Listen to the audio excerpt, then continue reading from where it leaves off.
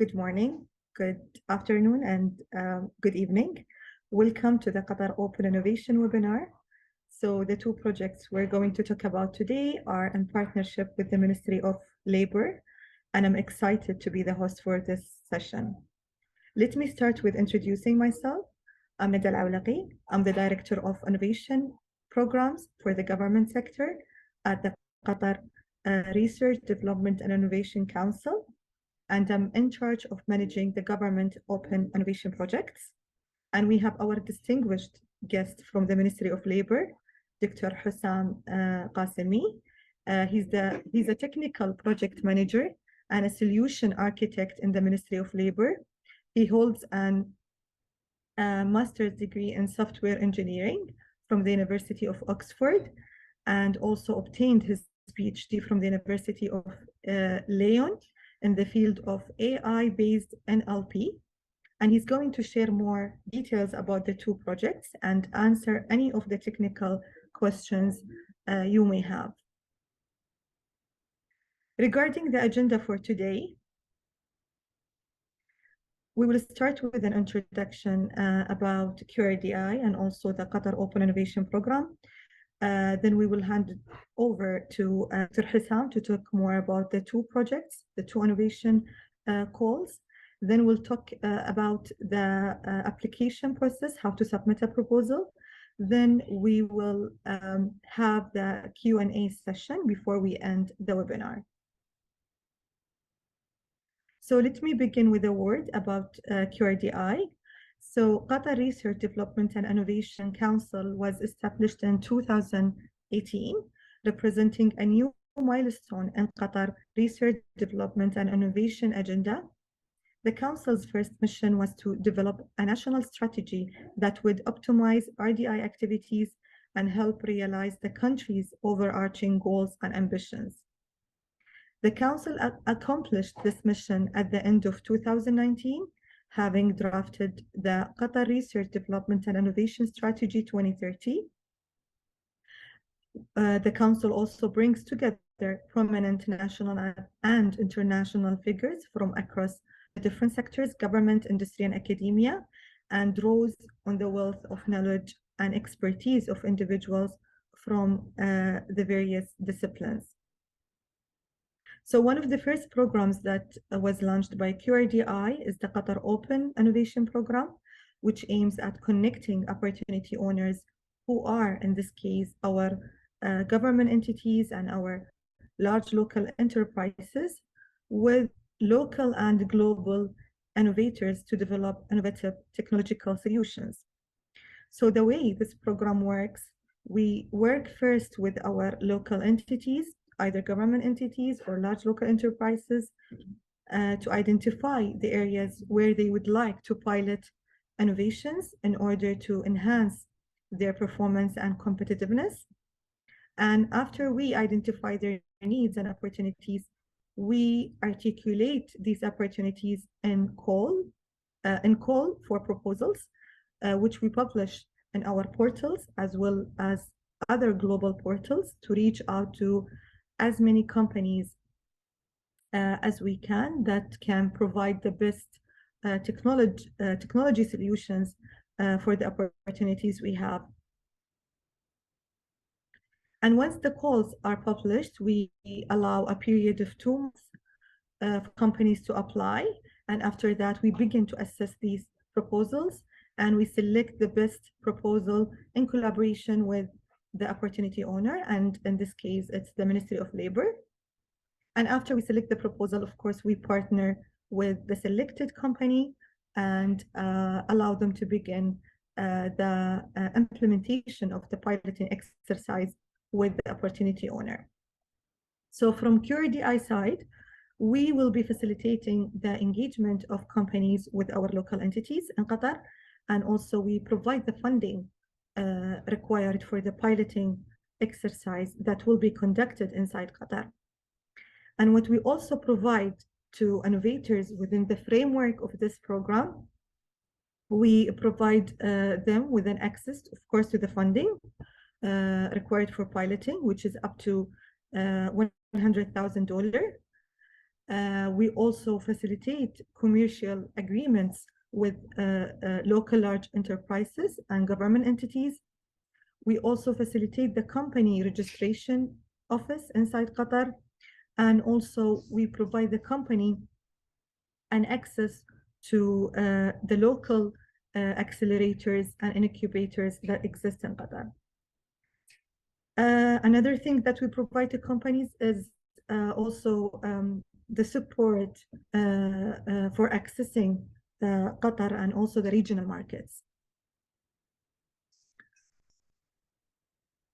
And here are some examples of large local enterprises and government entities that have participated in the Qatar Open Innovation Program.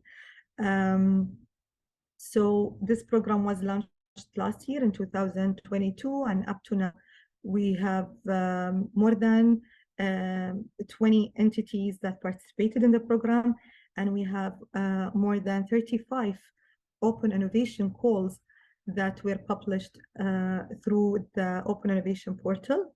As you see here, we have Kahrama, we have Hasad Food, Milaha, Uridu, Sidra Medicine from government sector. We have the Ministry of Environment and Climate Change.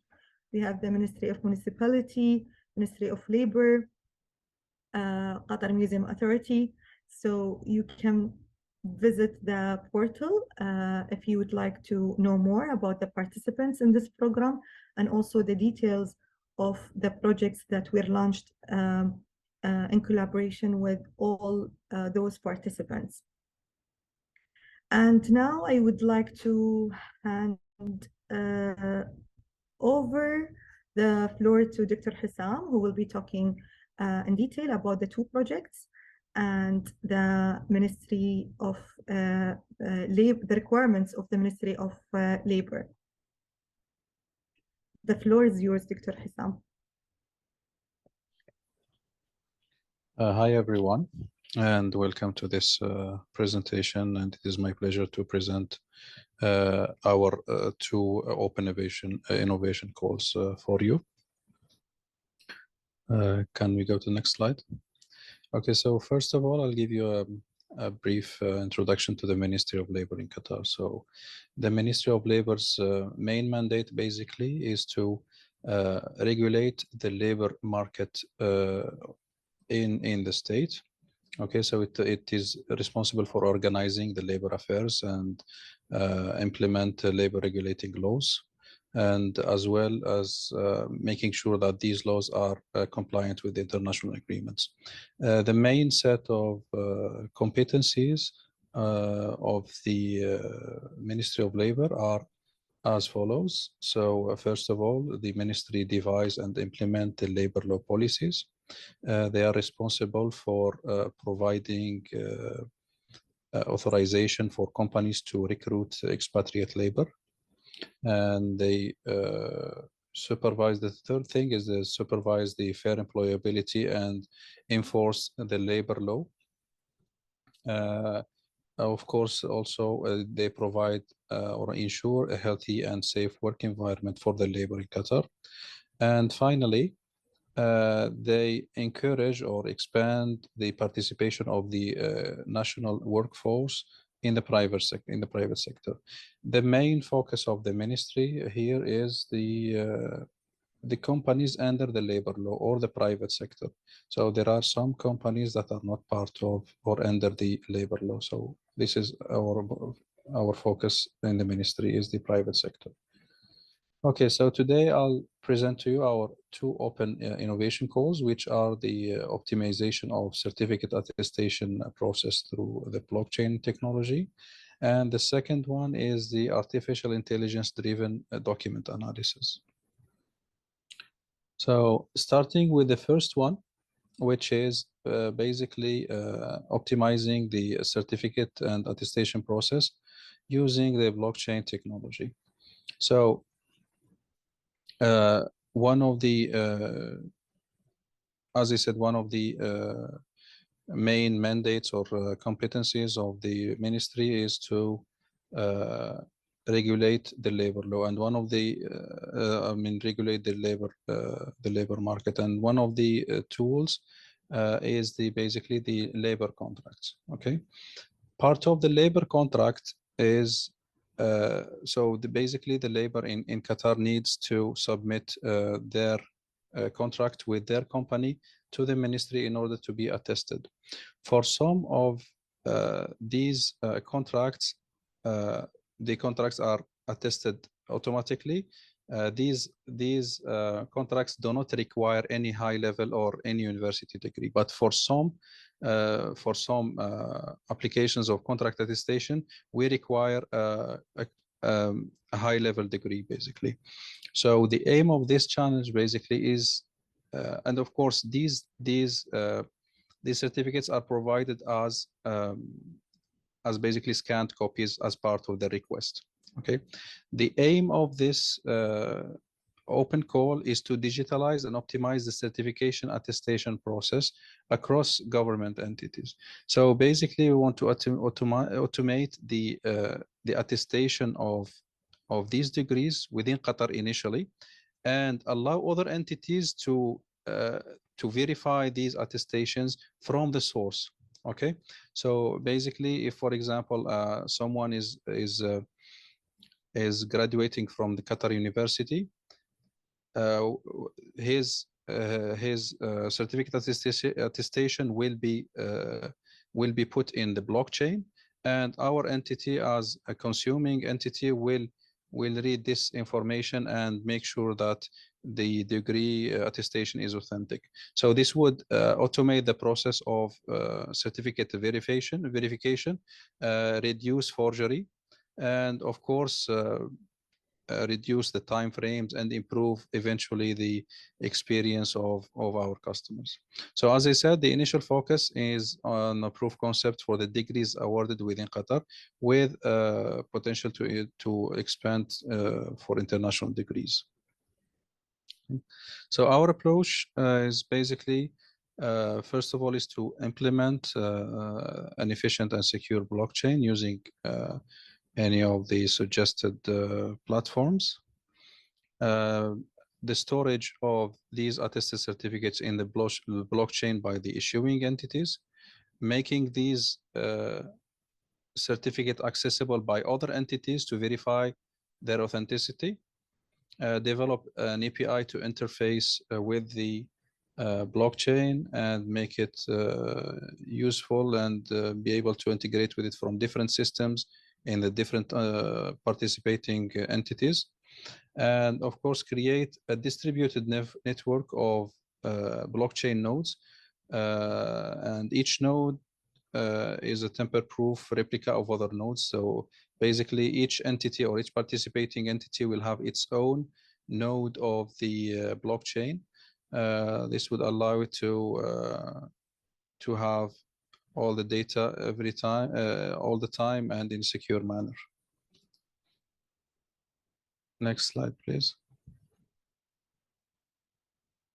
So the successful criteria of this open call is, first of all, is the implementation of the blockchain itself, using the necessary data structures, smart contracts, and APIs.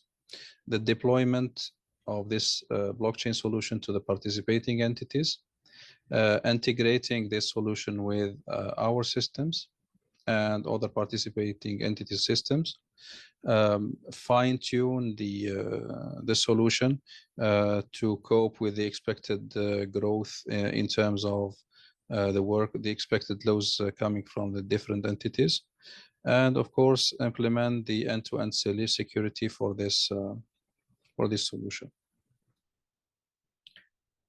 The second open call is the artificial intelligence driven document analysis.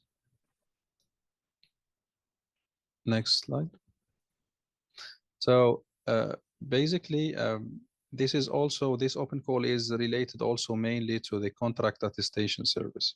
So basically, the Ministry of Labor handles a substantial volume of contracts in thousands daily, around 2,000 or 3,000 contracts on a daily basis it is required, the ministry is required to verify these contracts and verify that there is no violation in these contracts.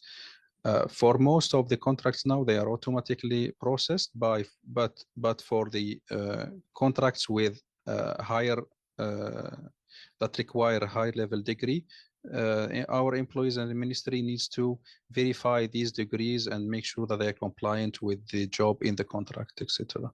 So also currently the contracts are, although the contracts now are fixed in terms of the template or the wording, but we are launching a service soon that would allow the companies to add their own terms. So in addition to our fixed contract template, they should be able to add their own terms as a free text, okay, in English and Arabic, for example.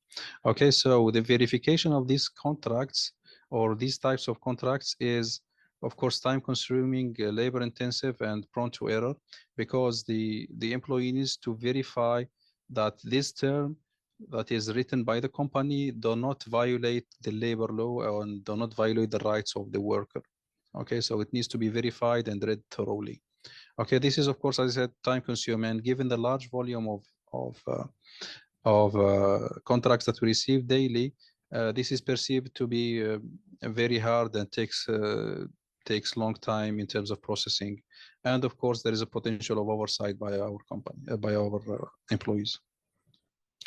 Next, so our approach to this problem is to adopt an AI-driven document analysis, and as I said, mainly we're talking about the contracts, to offer a high level of automation, accuracy, and security. We want to to leverage the power of AI and automation, and this would revolutionize our processing and reduce the reliance on the manual labor. And also,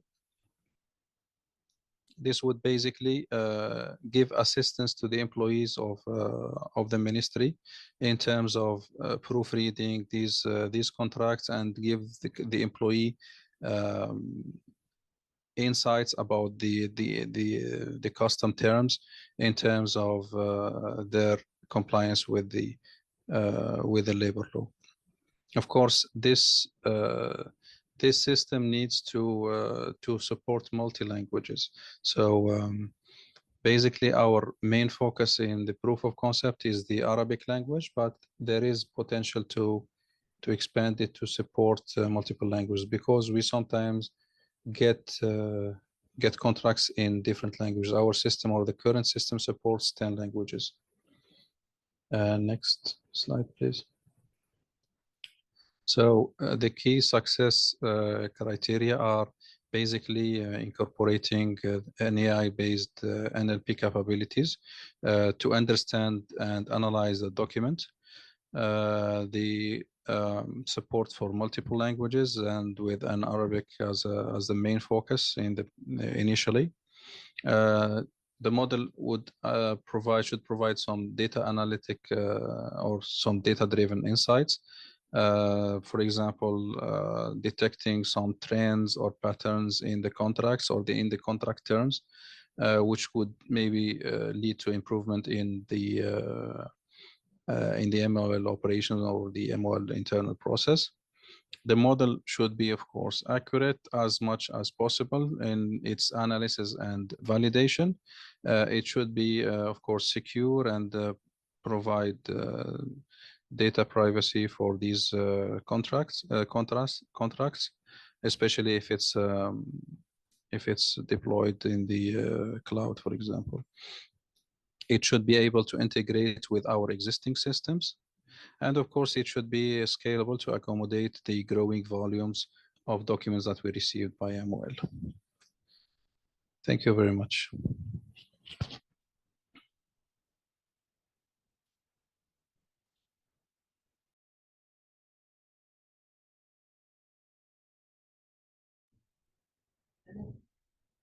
Thank you, Dr.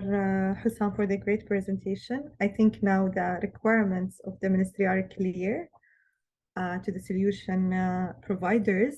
Now we will move to the third item on our agenda, which is how to submit a proposal.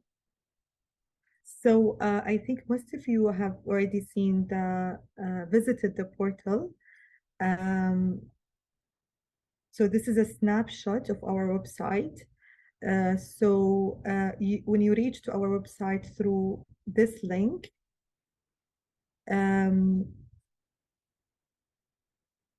you will see the list of the projects on the right side, and then if you click on any of these projects, it will take you to it will take you to the description of the projects, and then you will see the apply button here, and if you click on it, it will take you then to the 9 Sigma portal. And on the 9 Sigma portal, you will see here an orange box, which is for solution providers and companies to respond. So if you click on this respond button, it will take you to the registration page. So if you are already registered, you can directly log in. If you are not registered, you will need to sign up and then log into the 9 Sigma portal. And when you log in, this will take you to the application on the 9 Sigma portal, and you will be able to upload all the details of your proposal into this application. So here are some advices around how to complete the proposal. So first, you need to fill in all the fields and tick all the relevant boxes. If you are not done yet, click on save, and then you can come back later to continue the application.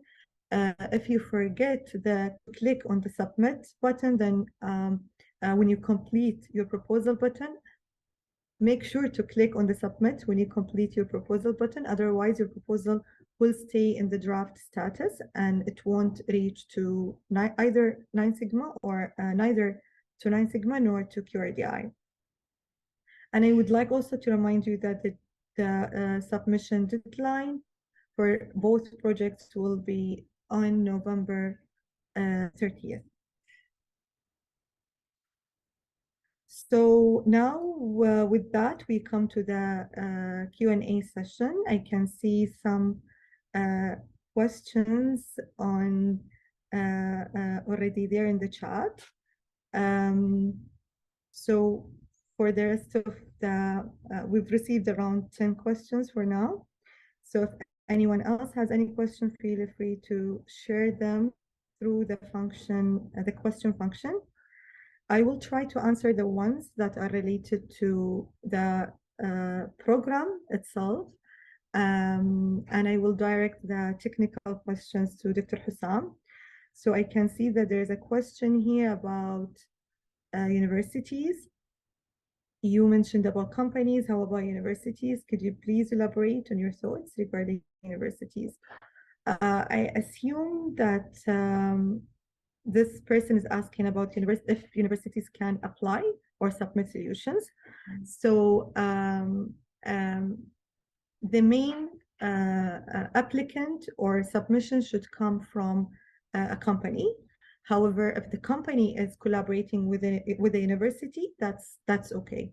But the submitted proposal has to come from a company.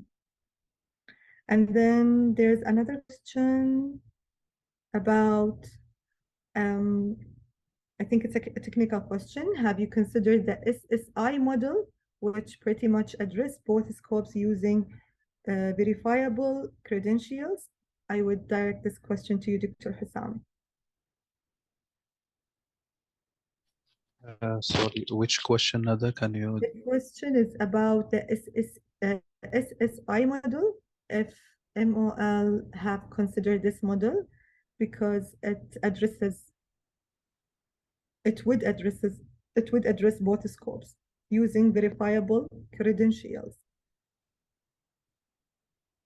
Can he elaborate on this? What do you mean by have you considered the SSI model, which has both the scope using verifiable credentials, no PIs, data will be on chain, and it is privacy preserving. Using verifiable credentials. Can he just elaborate a little bit on it, please? Okay, so we'll wait for more details from Aymani Jabrin, I think.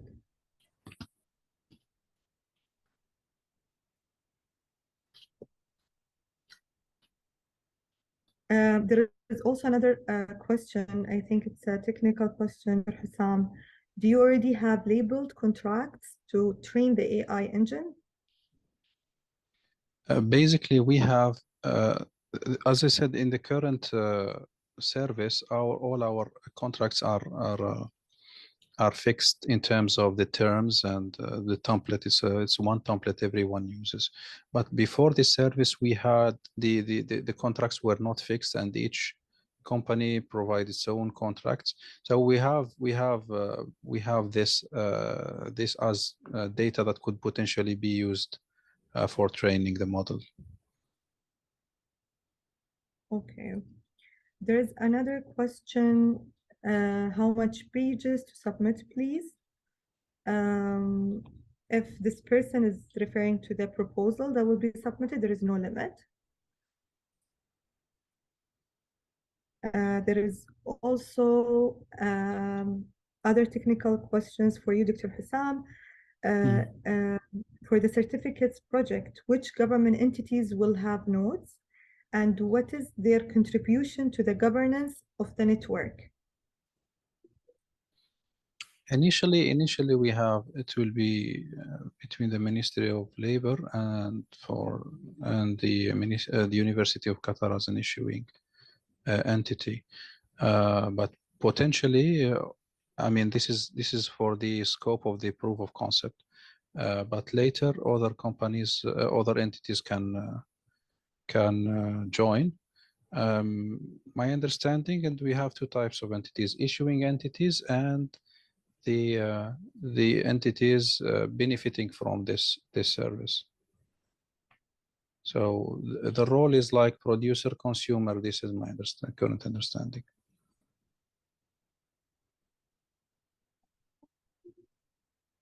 Okay, there is a question if can we share from outside Qatar? Of course, yes, this is open for local companies and also international companies. There's a question here, how to submit a clarification. So if you visit the QRDI portal, there is a link and you can always share any questions you have about the projects, even after this webinar.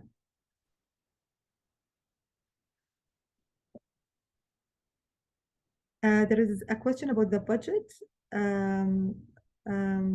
for each project. So for each project, there will be a funding up to $100,000 for each.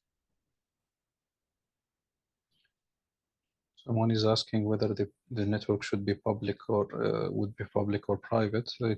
It would be private. I mean, in terms of it is accessible by only government entities.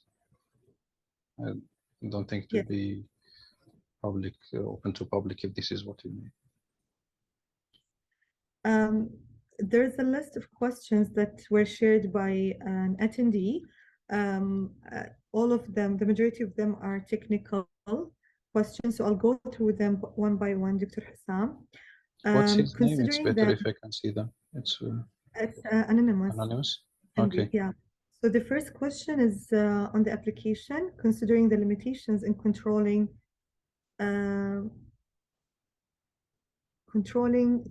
output throughout the blockchain, how does time sensitivity impact the issuance of certificates?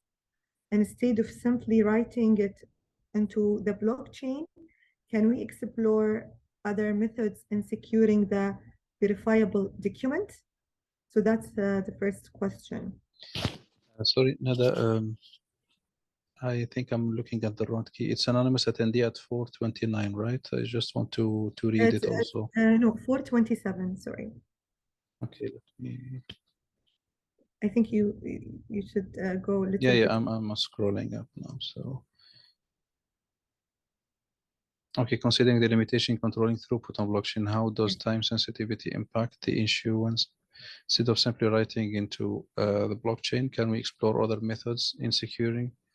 The main technology of choice for this proposal is blockchain, and if there are any limitations, we need to address them in the context of the blockchain, not using another technologies. This is the main proposal, the main proposed technology for this open call. Okay. Is there any And ICT playbook, framework, or policies that we need to comply with as part of the development? As far as I know, no right now, but I need to verify this with the ICT or the MCIT. Is it okay to be hosted on public cloud? I don't think there is a problem with this. It should just be hosted in a local public provider like Azure Qatar, for example. What methods of verification is provisioned?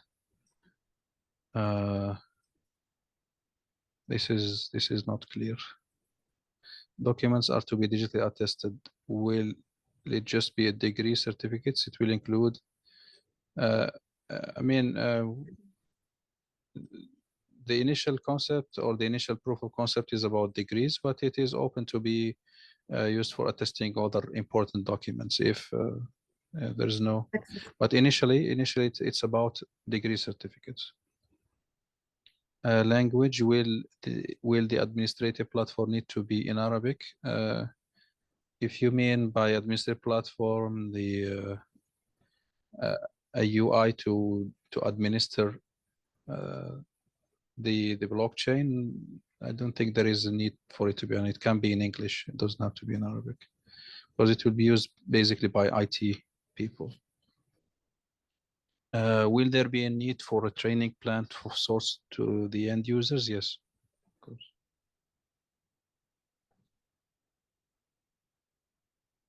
okay, I think we answered all the questions from this anonymous attendee. There is a request to share this PDF post the meeting. So all the details we've presented can be found on in the portal. Actually, you'll find even more details about the projects and the program on QRDI portal. So there's another technical question, Dr. Hassan, for the certificate project. Who are the end users of the application? What's the again? 428 from Lina. Who are the end users of the application for the certificate projects? So, for example, in the Ministry of Labor, the end users are the users in the department responsible for verifying the certifications submitted with the contract attestation request. So when someone, for example, an engineer submits his contract for attestation, or his company attests, sends his contract for attestation, they should submit either his degree, or they should just submit like a number that you could verify against the blockchain. So it is employees inside the ministry. This is the first use case. Or the back office employees in our ministry. Okay. And they range, if someone, I think, asked about how many users, I think for this service, it would be 10 or 20 users. Okay. There's another question. If is Arabic a must-have in the first phase, or could a phased approach is acceptable to start with English and then Arabic? Arabic is a must in the first iteration or in the first phase. Okay. Because anyways, our contracts now, the majority of our contracts are dual language. So the majority are Arabic and English. We don't have only English or only Arabic contracts. So Arabic needs to be supported from day one. Okay. There is another question. Do you have node hosting requirements? No, there is nothing specific now. This can be proposed. Okay. Do you want a private blockchain setup, or do you plan to use a public blockchain like Polygon? They put examples there.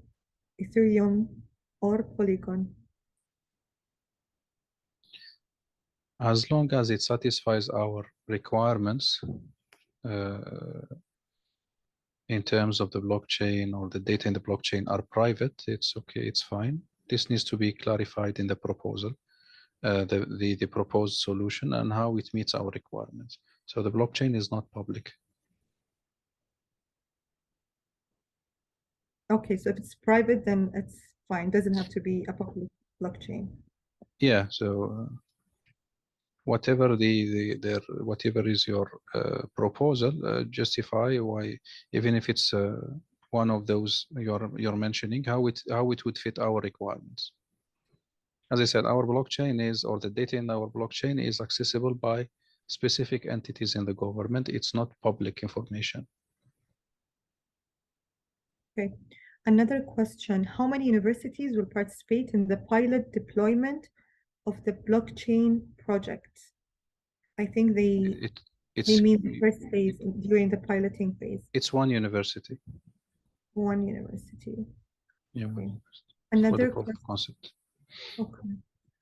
And there's another question from Arvana. Is it okay if we choose other blockchain frameworks like Hyperledger, Hedera? As I understand, the requirement is a permissioned blockchain where every stakeholder is expected to maintain a node.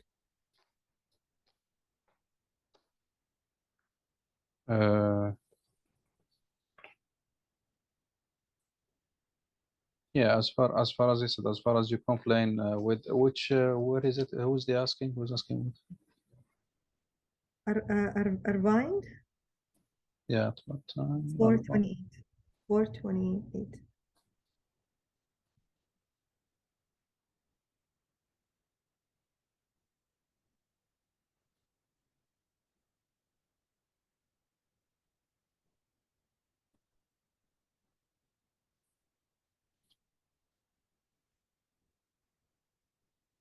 If we choose other blockchains like Apple, because I understand the Arvind, requirement. Yes, the Arvind, requirement is a permissioned blockchain.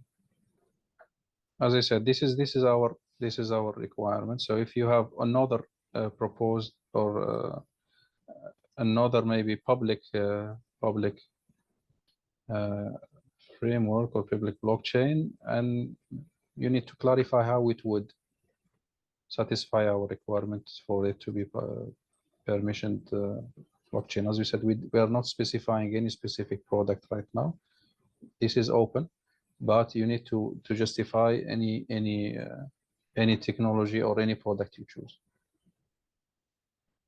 Okay, there's another question. I think it's related to this question. Is there any particular framework or best practices you would expect us to follow while writing the proposal? I think these are detailed in the call. So besides what's in the call, nothing more than this. Okay. There is another question. Is it possible to participate in the program being a company from other country? Of course, yes, you can. Also another list of questions from an anonymous attendee. Clarify below points, system integrations, what systems will be needed to integrate with? Will it be upstream or downstream?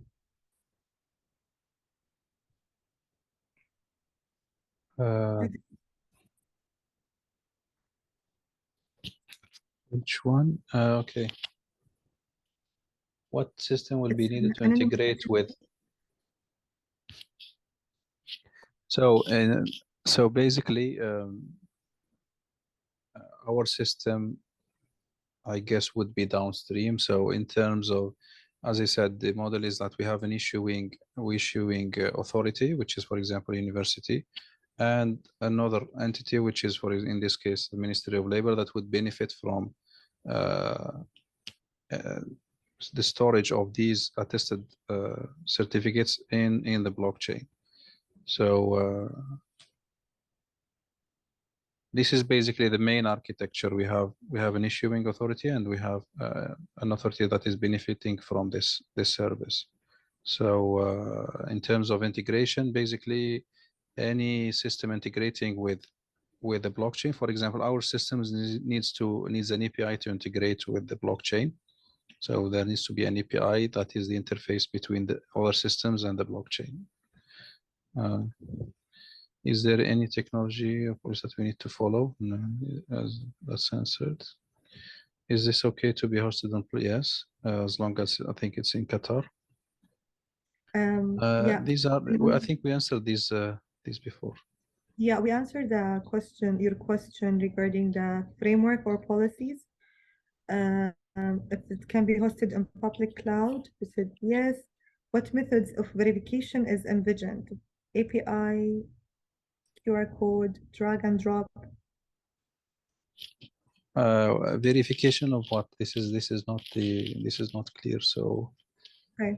If we are talking about verifying the attested certificate, in this case, me as a consuming or upstream system, I would use an API to interact with the blockchain and verify this certificate. Yeah. If I understand it right. So will it just be certificate or yeah, certificate initially it's certificates for the proof of concept. It can be expanded to transcripts.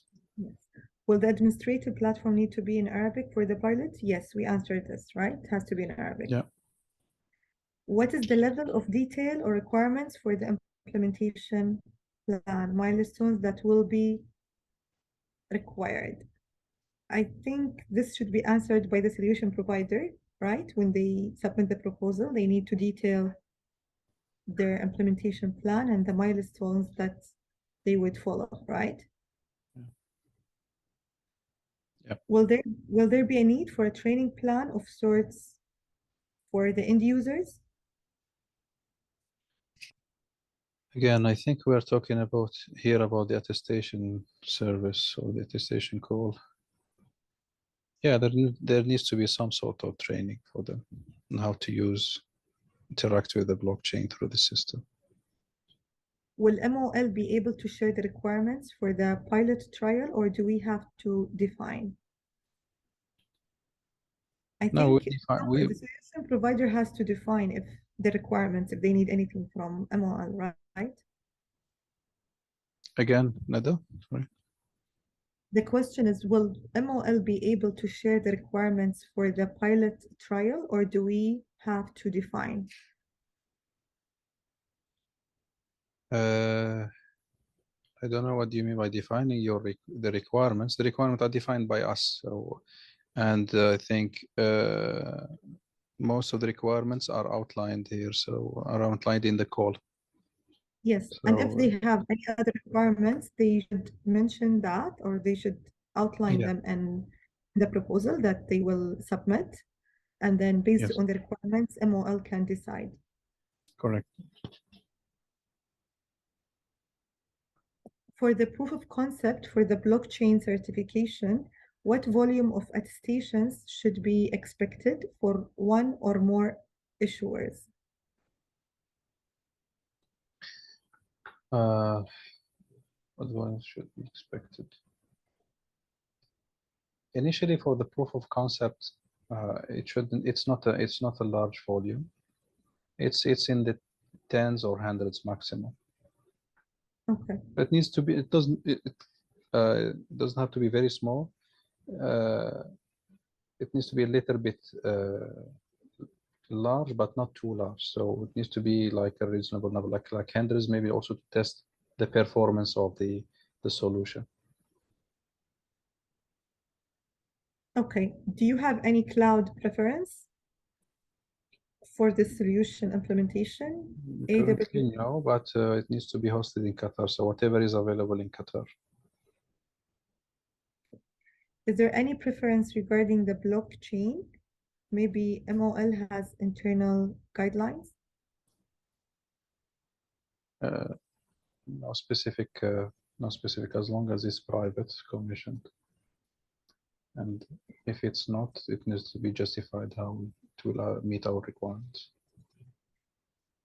Other technical questions, Dr. Hussam. How many validators are envisioned?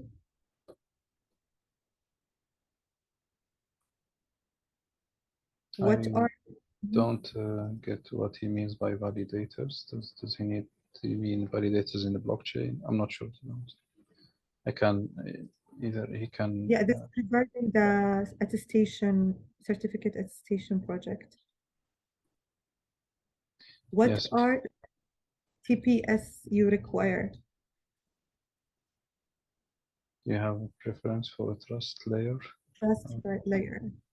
How do you think users would like to store their credentials? So all If they these can be, if they can be questions. just elaborated a little bit, and I will answer them later offline by email. Yes, of course, yes. Please, Ben, share your questions or provide more details on the Yeah, questions. if you could We just will, elaborate on them, and I will be and happy we to will answer. provide answers for all. Is there a preferred cloud provider for QRDI or MOL? I think we already answered this. No preferred provider. Will you be sharing some sample data? Yes, if we're talking about the training of the AI model, yes, we can share some sample data. Are you open to generative AI-based solution? I'm not, to be honest, familiar with this generative AI solution, but we did not specify yet. So you can propose any solution and justify it.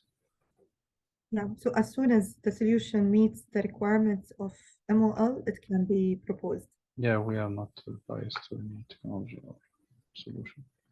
Another technical question, how many certificates or diplomas do you want to store on the blockchain in the first version of the project? As an estimation, maybe in hundreds.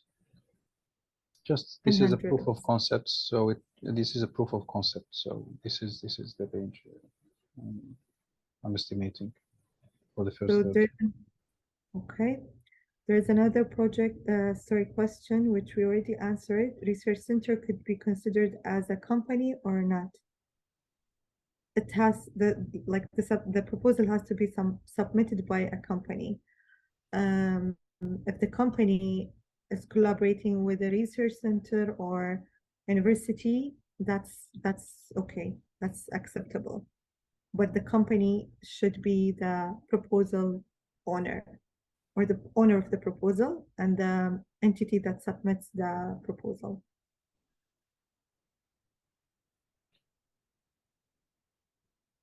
Another technical question, Dr. Hussam, who will host the nodes of the blockchain network?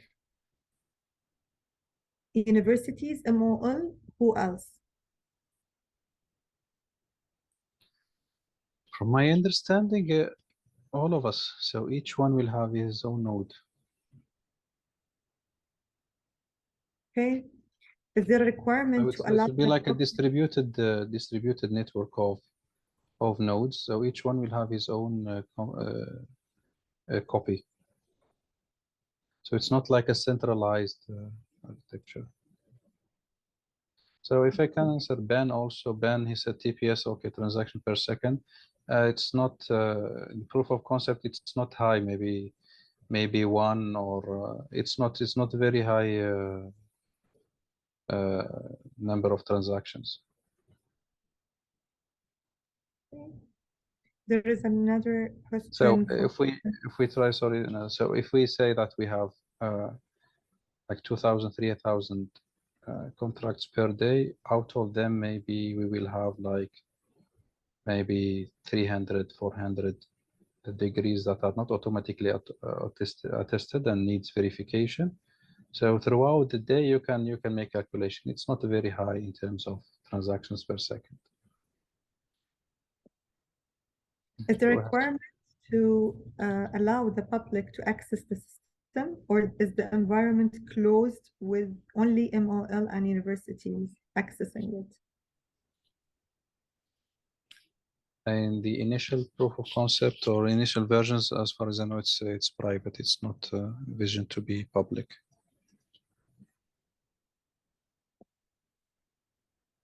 There's another question. Is there any prerequisite for companies' turnover or minimum revenue to submit a proposal, or any registered company can submit regardless of its financials? Yes, any company can submit regardless of its financials. There is no prerequisite. Regarding the blockchain project, are you more in favor of the cloud-based solutions or not? Yes. Yes. Another question is, the participating company should be a Hyperledger certified service provider or not? HCSP. No, this depends on depending on the product itself. So here you're limiting yourself to Hyperledger. So if you have it, it's a plus. It's a plus. But as I said, we are not locked to a specific product. So we will see what we get as proposal and we will decide. So it doesn't have to be Hyperledger specific. Okay. There's a question. They want elaboration on the analysis required. I think this is regarding the contract analysis project. Can you elaborate on the analysis you want from the documents? Maybe a simple example. So, for example, if a company writes in one of its terms that this employee that is in the that the employee should work 16 hours because his job is, I don't know, requires this, our employee should refuse this contract because this is violating the labor law, which says that the maximum is 8 hours per day. So they put a term that is violating the law, the labor law. So this is an example. So this should be refused by the model also. Okay. So we Okay. have, so imagine an employee in the Ministry of Labor. He should read the contract and make sure that no one term is not fair to the employee, or it violates the labor law. Okay. Yeah. So they're asking if you could provide a list of 10 languages that the Ministry of Labor's system currently support for multilingual services. I can provide them offline. Yeah, we'll provide that, we'll answer this question by email. Yes. We'll send an email to you later But on. the main focus is Arabic and English. Yes. Is a local presence is mandatory to take part in the project? No, it's not mandatory. Network would be private or public permissioned? For you, Dr. Hussam? It's private. It's private, not public.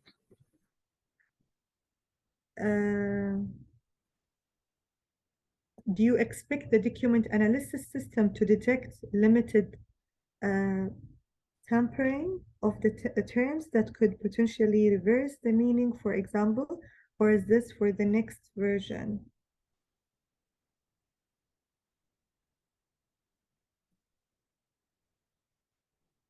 No, I think this should be in the first version. This is the main focus. This is the main goal of the system. is to detect any tampering or playing with the words in the terms. Will the graduates have the access to the system to check their own diploma?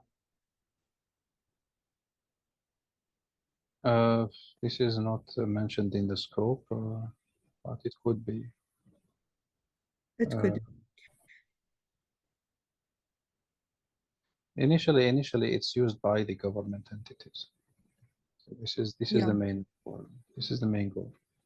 So, okay, so the main end user during the pilot project will be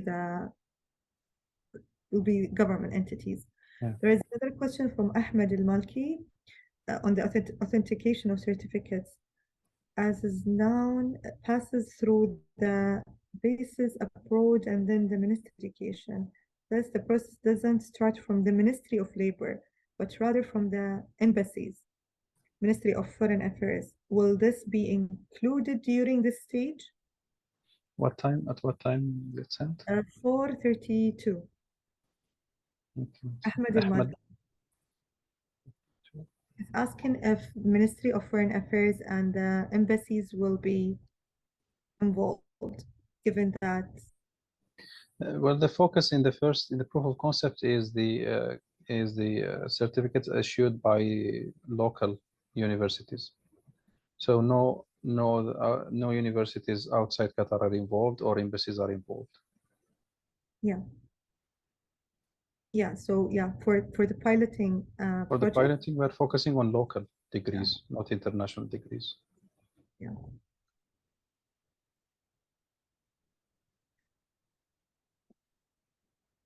If our proposal were non-Qatari based is selected, do we need to travel personally in Qatar for the implementation, or we can do it at our own offices?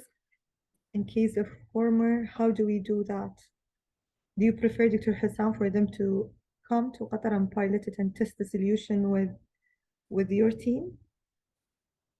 We prefer local presence, at least partially, not maybe fully, but we prefer local presence.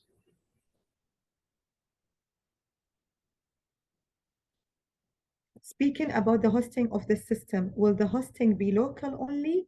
And what vendors are allowed to operate in Qatar?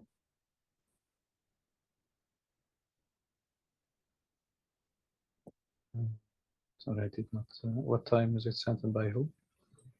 4:34.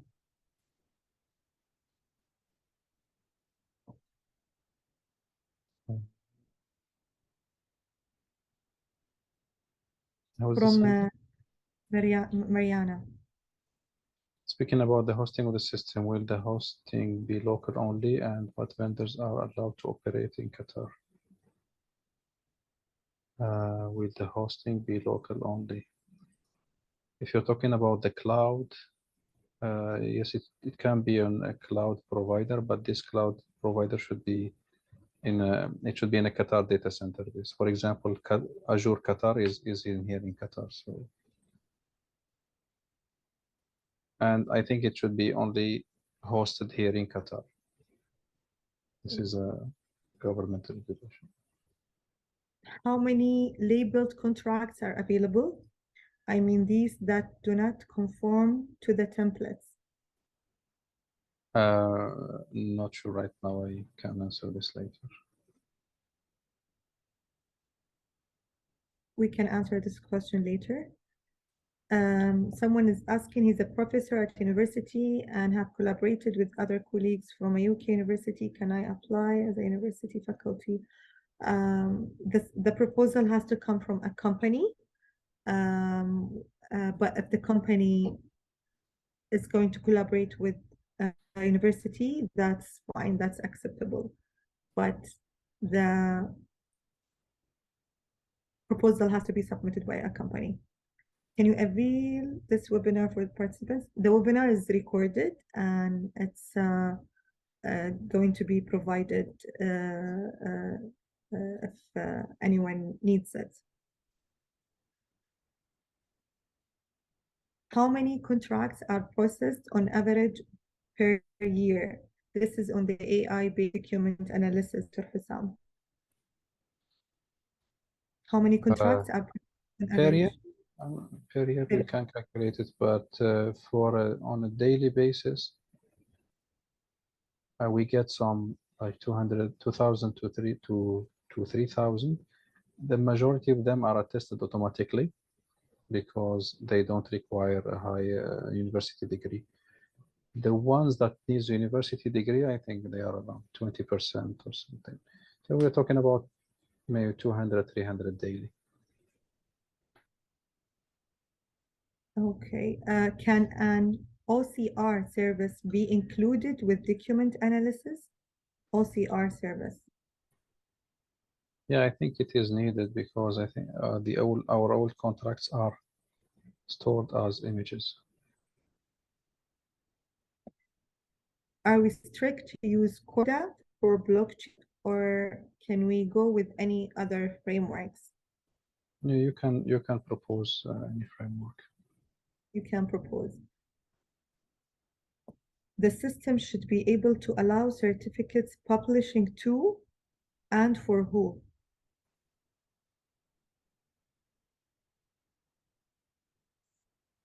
436. I'm not sure. I don't get it. So the publishing of the certificate is done by the university, for example, and for who? It's for us to verify the authenticity of this attestation, to verify that the certificate is really issued by this university. For the AI document analysis, do the tools need to adapt itself automatically to new regulations? It's a bit unclear to me. It's a bit tricky, but ideally, yes. If maybe more training is needed, I'm not sure. So this is a bit. Yeah. There's a question, when will the decision be made after the submission of the project? So after the deadline, say a month after the deadline, decisions will be made after we assess the proposals in collaboration with the Dr. Hussam and his team from the ministry. Research center could be considered as a company or not? No, but they can collaborate with any company that's going to submit a proposal to any of those projects.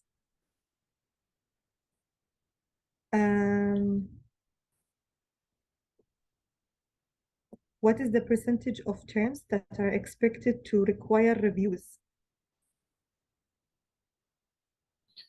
To be honest, we don't. The service is to be launched soon, so we are not sure, to be honest, how many custom or additional terms we might get in each. What is the average of additional terms that we would get?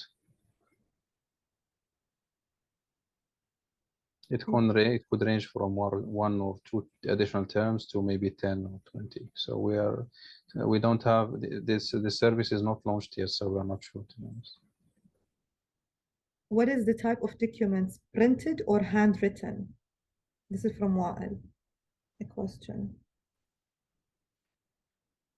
The documents are going to be printed or handwritten, Dr. Hussam? No, this is an online service, so yeah. So they are in digital form. So they will be submitted online. So the contracts and will be submitted online. Infrastructure will be provided by the vendor, or vendor will propose infrastructure and it will be managed by QRDI. Not sure about this one.